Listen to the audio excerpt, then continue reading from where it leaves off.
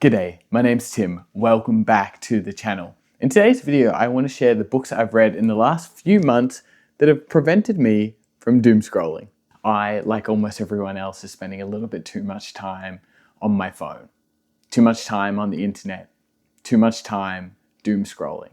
And all the books that I am sharing with you today are books that make you feel good, that enrich in your life, that provide you with knowledge and laughs and joy and humanness. Because whilst I know the internet is filled with some beautiful pockets of learning, of inspiration, of education, of cup-filling content and art and beauty, it too has the negative side. The constant ads, the negative comparison cycle, the negative hurtful content that is created for clicks and views and spreading of misinformation. And did I mention ads? And for me, reading is slowing down the pace, allowing your brain to take in sentences and paragraphs and stories at a more relaxing, calming, beautiful clip. And sneakily, my favorite thing about books is there isn't any ads. All that to say, if you're looking for an immersive, calming, and engaging experience to replace your doom scrolling, these books might just be for you. Anyway, without further ado, let's get stuck on in. Also, I'm bloody excited to share these, so make sure you stick around. If you haven't already, hit that subscribe button and we'll jump in. All right, first up we have Above Ground by Clint Smith. This is a poetry collection on parenthood, but it's so much more. Raw, honest, and engaging, Smith goes through this collection and demonstrates how his life has shifted in parenthood since becoming a parent, since becoming a father, all while interrogating the ways our lives are shaped through our personal lineages and our historical institutions. This collection helped me understand my own father a little bit better, as well as my mother, and it also helped me become a better son. And I share it in this video here because it's this really beautiful sense of language, emotionally charged with this raw element, but also it hits in the same way as a dopamine hit does on the internet. You read the thing, you watch the thing, and you get this like instant sense of understanding or that aha moment or that fulfillment or that encouragement that kind of allows you to go further and further into this collection. And yes, I understand this is a very strange choice selection to start this list. I'm aware. But I picked it because it felt like a starting place. There was something here for everyone, even though it is targeted towards sort of like fatherhood as the predominant. But I think it's just like this dissection of what our lives are, and looking at that introspectively is really beautiful. And Clint Smith did a fantastic job with this collection. And I guess it's just something I reread recently, and it calmed my brain a little bit and had me thinking a little bit differently. And I also include this one here because poetry, at least in my experience, doesn't get a lot of representation on social media or YouTube, at least in the channels that I come across. And I just wanted to share a poetry collection that I think is beautiful, can capture the essence of a room and a place and a feeling in time from a writer who is one of the best writers I've ever come across. And I felt like this was a collection that could help people in one way, shape, or form. Anyway, so yeah, Above Ground by Clint Smith is the first one on that list. All right, Once There Were Wolves by Charlotte McConaughey. This was a reread for me this month, and it is just beautiful. I couldn't quite grasp how Charlotte McConaughey can do what Charlotte McConaughey can do. And I've spoken about this book on this channel before, so I'm not going to go too far into it. But Inti Flynn is the main character, and her job is to go to the Scottish Highlands and reintroduce 14 grey wolves back into the population. Scottish has long since had wolves in their population, and they're reintroducing these animals. And in the process of reintroducing these animals, she's hoping to heal the countryside while also healing her twin sister. As Inti Flynn starts healing both herself and her traumatized twin sister, and the wolves start to thrive in the Scottish Highland, a farmer is found dead and everything goes belly up. Everyone assumes it's the wolves, but is it the wolves or is it something else? This book is a mystery, it's a nature story, it's a mastercraft in storytelling. Charlotte McConaughey is one of my favorite writers of all time. And what I didn't capture until rereading this book was the incredible fine details and how much she fits into this book that is a really short book. So this is a 250-page book. And as I was reading it, I felt like it came out at about 450 pages, except it's not.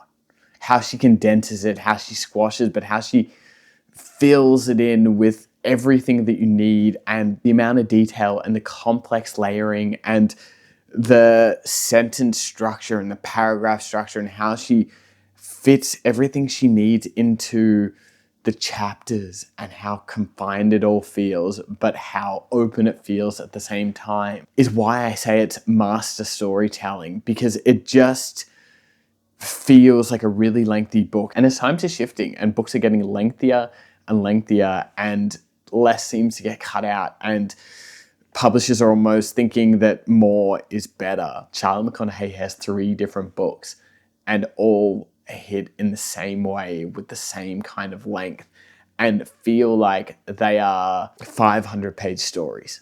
And what I will say is that Charlotte McConaughey in this book scratches something right at the back of your brain and you feel like you are slowly uncovering yourself, but the way that you immerse in the story and the way that you forget that your phone even exists and the way that you are just bending to turn the next page and find out, even after I already knew what happened because it was a reread, is something special.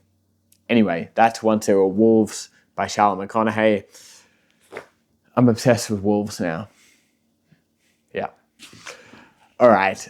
Next up is Dead and Alive, an essay collection by Zadie Smith. This has been on my list for far too long, and I'm glad that I finally got through it.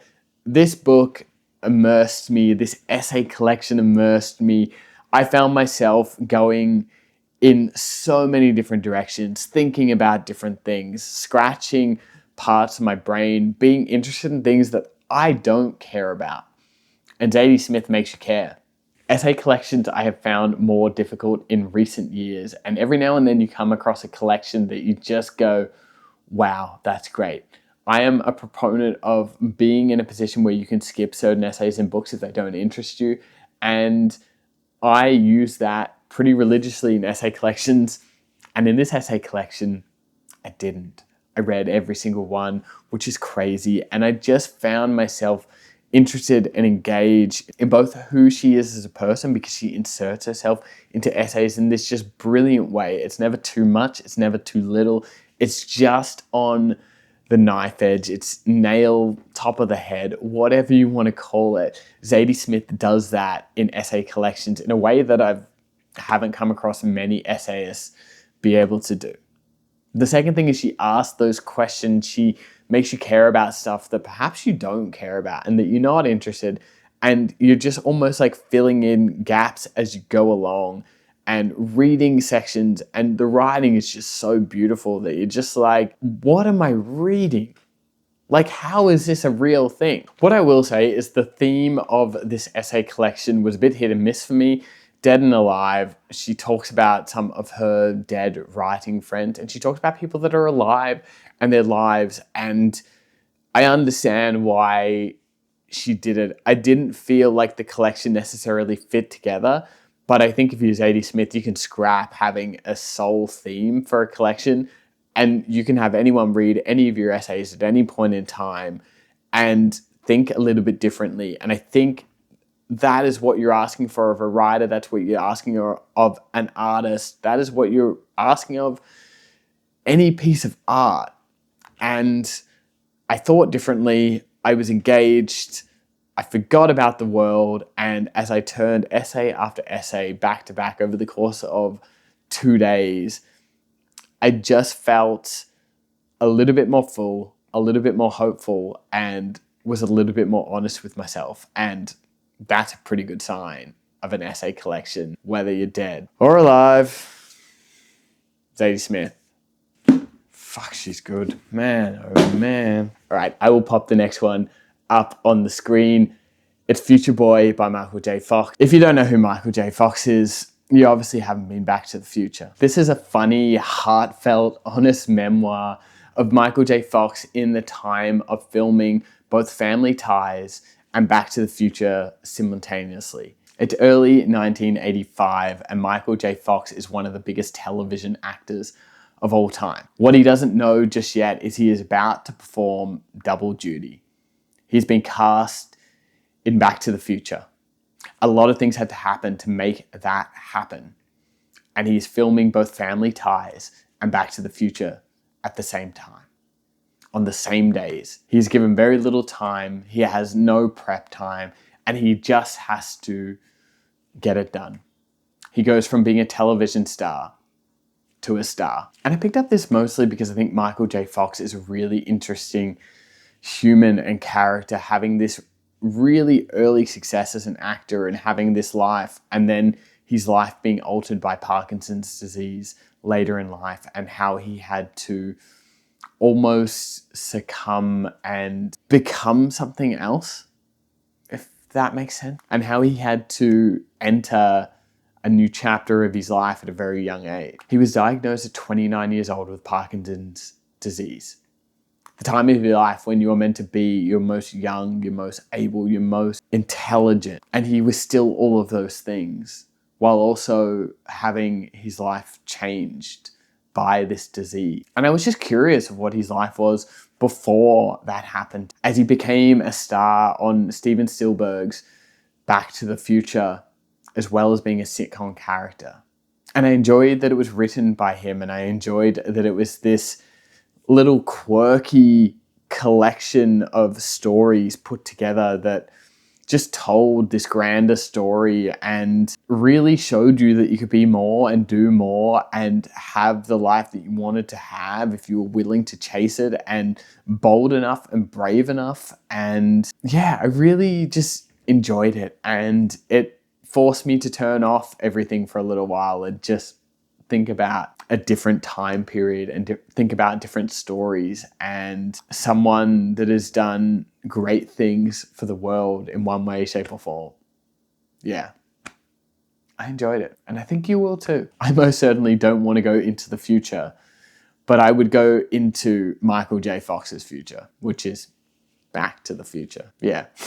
All right, next up is The Secret of Strangers by my friend Jess Kitching. She wrote The Life Experiment last year, which was a romance novel, which is not something I normally read. This is a little bit more on my pace. What I will say is I loved The Life Experiment, and I loved The Secret of Strangers. It's for fans of Lisa Jewell and Lisa Foley and Ruth Ware. This really hits in a genre that I quite like. It is fast-paced, it is page-turning, it is engaging, it is just what is going to happen. I need to know what happened kind of reading. And I'll say a couple of things. The twist in this one caught me completely off guard. I had a different twist planned in my head that was coming. Wasn't that twist. Different twist altogether. And I was just like mind blown by the twist. The other part that I really liked was how she almost captured the emotion of someone going through the IVF process and really put it in a way that I felt like I could relate to. Not that it's necessarily something that I've gone through, or I'm saying that I am in that situation by any means, but I did feel what she wanted me to feel with her characters, and I thought that was incredible. Just the emotion, the pain, the anguish, but also the hurt and the death that kind of comes with it. And I just thought, this is awesome. And it was very different than her Life Experiment kind of romance novel that came out I think give or take 6 months ago. But this one was just massively different, but also in the same vein and the same things I love about Jess's writing. It should also be said that Jess is a lovely human, and I just really like her work and what she does and how she goes about it. All that to say, if you're looking for a new page turner and something that'll keep you engaged and something that'll keep you guessing, The Secret of Strangers by Jess Kitching might just be it. All right, I've got a couple more here and I'm going to share them with you. All right, it's Breath by Tim Winton. I know I've spoken about this book before. I know this is a reread for me. I know I've spoken about this on this channel multiple times, so I'll make it pretty quick. But this is a coming of age story. It's a story about risk. It's a story about growing up. It's a story about challenge and the human condition. It's a paramedic who is all grown up now, and he goes back to reliving the stories of his boyhood, of when he was a teenager and as he was growing up. And he tells a story about risk and challenge and friendship and mateship and brotherhood, and it captures the beauty of Western Australia. And I'm mostly including it because I reread it last month and I was just in awe with how beautiful it felt on a page and how stunning and how it held my attention in a way that not many things hold my attention. And I forgot that the outside world existed when I was reading this book. And what I really liked about it, and in the same vein of Charlotte McConaughey, it's a 250-page book and it feels like it fits 500 pages worth of density into it. And Tim Winton is one of my favorite writers of all time. And maybe that is a commonality of my favorite writers of all time, that they were able to condense these stories into shorter stories in this just gorgeously beautiful way. But all that to say, it just kind of feels like a love letter to the ocean and growing up and saying goodbye to the past, both the ugly bits and the beautiful bits, and trying your best to remember both of them. Anyway, I'm not going to say much more. That's Breath by Tim Winton. Thank goodness. Thank goodness this book exists, man. All right, and the final book on this list that I've read in the past few months, rather than Doomscrolling, that's filled my cup, engaged me, and made me think differently, is this House of Grief by Helen Garner. This book hurt my heart in a way that I knew was coming, but I just didn't expect. It's a true crime story of a man who drove his 3 children into a dam, and the following court cases of what happened after the fact. The devastating part was these were boys that grew up not too far from where I grew up, that were in the same age range and grew up in a town just 30 minutes from where I grew up. And I remember it being on the telly. I remember it being a news story. I didn't know what happened in the aftermath. I just knew the 3 boys died in a dam not too far from where I grew up. And Helen Garner, in this House of Grief, goes through this story and she's reporting on this case, and the way that she ebbs and flows in this story of saying that the man is guilty of killing his 3 children. And then she flips back and says that there is no way that it could have been. And this like back and forth throughout this entire thing of her questioning it, but her also struggling with the grief and the guilt of something that didn't necessarily happen to her, but she is now a part of in a way that I don't think she expected herself to be in. She talks about how she thought she would be neutral in this story and how she was emotionally impacted and how she started to get to know some of the characters in this story and how it developed and how it unfolded. And it was just devastating. It was devastating in a way that I knew but wasn't quite ready for. And as I turned the final pages of this book and the description that she wrote with and the beauty and just like how you can almost feel her quivering as she writes it on the page all these years later, reading it was just heartbreaking and devastating. And that's what I love about writing and how you can transport me to being there with you. And granted, I know this is a true crime story and a devastating loss of 3 lives far too young, but it just felt like you can do this immense thing with words that can pull people in and connect them in a way that makes you feel that heartbreak and feel that pain and that suffering in this way that's unparalleled to anything that I've ever experienced other than the thing itself. Anyway, that's This House of Grief by Helen Garner. She's exceptional. This book is heartbreaking, and it certainly made me want to spend more time in the real world. Anyway, these are the books that I read recently rather than doom scrolling. I hope you find one that you can add to your list. I know they're a bit of a bizarre collection, but I think there's a good mix for everyone in there. So thank you for watching. I really appreciate your time. I appreciate you being here. And truly, I'm just trying to spend a little bit more time in the real world, more time off my phone, more time off the internet, and definitely less time doom scrolling. Let me know in the comments below if there are any books that you have read in recent months that have prevented you from doom scrolling, and we can share those around down there. So thank you for joining me. Be kind to yourself, be kind to one another, and I'll see you back here for the next one.